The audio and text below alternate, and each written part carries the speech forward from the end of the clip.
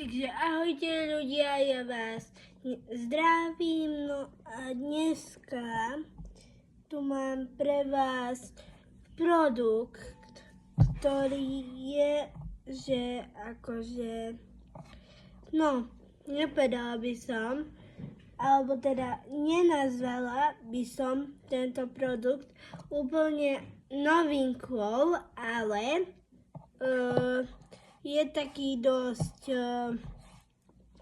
žiadaný a je to produkt od NYX Professional Makeup a je to produkt na pery, samozrejme.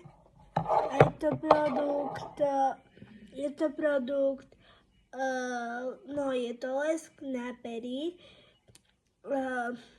Duck Plump a aj z toho názvu vyplýva, že keď si to dáte na tie pery, tak by to malo urobiť taký duck efekt. No, že také kačacie pery a ideme si vyskúšať, či to naozaj také pery robí. Ja to mám najsvetlejšie odtieni. Odtieňov je tam asi, že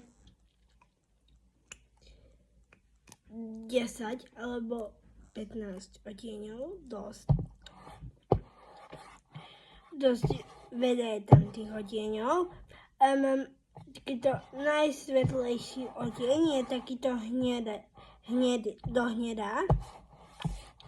Je to odtieň 03 Nude Sphinx. A no, tento lesk je samozrejme zafarbujúci, kľudne si ho môžete dať na nejaký rúž a máte z toho nejaké jesenné lip combo, ale dosť páli, akože nejako opticky môže tie pery zväčšiť, lebo aj ja niekedy mám ten pocit, ale vážne páli. Nepríjemné pálenie na tých perách pociťujete, keď ho máte na tých perách. Takže ako za mňa, pokiaľ máte radi také pálivé lesky, keď to naozaj cítite a páli to, tak, že to páli, tak toto bude pre vás. Pre tých, ktorí nemajú veľmi radi ten efekt, ten pálivý efekt, ten pálivý nepríjemný pocit, tak pre vás toto nebude, určite nie. A samozrejme dajte like, ak sa vám toto videjko páčilo a odoberajte, no a budem rada, ak budete sledovať aj moje ďalšie videjka.